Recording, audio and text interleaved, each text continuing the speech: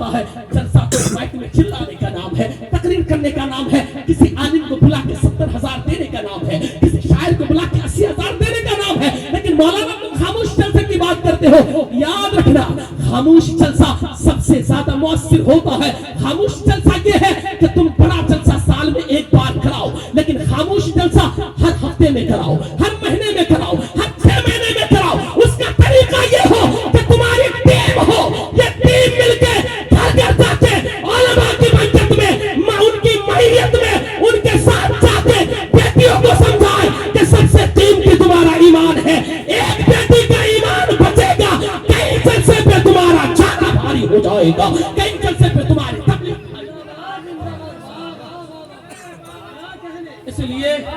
इसलिए अपनी बच्चियों के ईमान और अकीदे की हिफाजत करना आपकी और हमारी, हम सबों की मुश्तरका जिम्मेदारी है।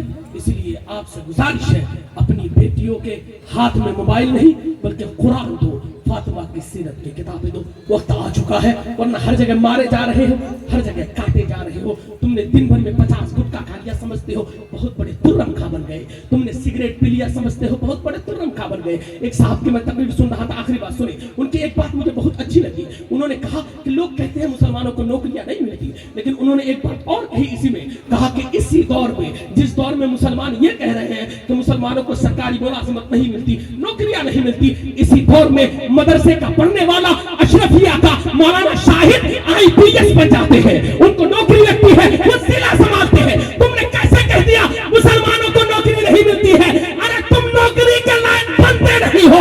आज भी आओ, पढ़ो, इनकलाब आएगा, हर जगह तुम्हारा दबदबा होता हुआ नजर आएगा, हर डिपार्टमेंट में तुम नजर आते हो। बहालियां, उर्दू की बहालियां आती है, उर्दू पढ़ने वाले इलाके से उर्दू की बहालियों के लिए फॉर्म भरने वाले लड़के नहीं।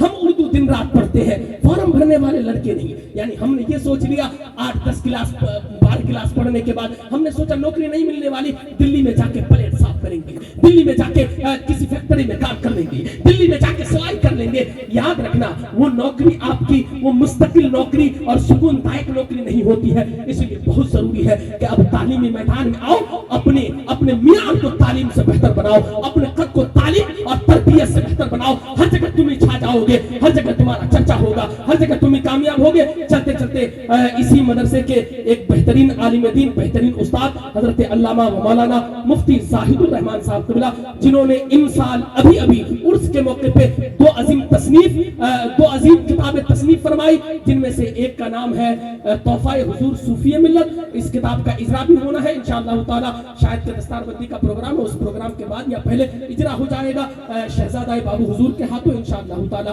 और एक किताब इनकी और है जो बहुत अच्छी किताब है, जिसका नाम है मुंतखब अहादीस व मसाइल का हसीन गुलदस्ता। वो भी किताब ज़ेर तबात है, वो बहुत जल्दी जो है वो भी मंजर आम पे आने वाली है। मुबारकबाद पेश करता हूँ मैं, हजरत का हुक्म था कि लोगों को बता दे कि किताबें आने वाली है, जिनको चाहिए वो किताबें मदरसे से लेके जाएं, इंशाअल्लाह ताला आपको फायदा होगा। अब आप भी मैदान अमल में आइए, तालीम के जरिए से अपनी जुल्फों को संवारने की कोशिश कीजिए, अकीदे को बेहतर बनाइए, बेटियों को इन चीजों से दूर रखिए। उनको बनाना है तो उन्हें तरबियत याफ्ता बनाइए, तालीम याफ्ता बनाइए, तब जाके समाज में सुधार पैदा होने वाला है, वरना समाज बिगड़ता चला जा रहा है। अस्तगफिरुल्लाह रब्बी मिन कुल्लि ज़ंबि व अतूबु इलैह व मा अलैना इल्ला अल बलागुल मुबीन। अस्सलामु अलैकुम व रहमतुल्लाह।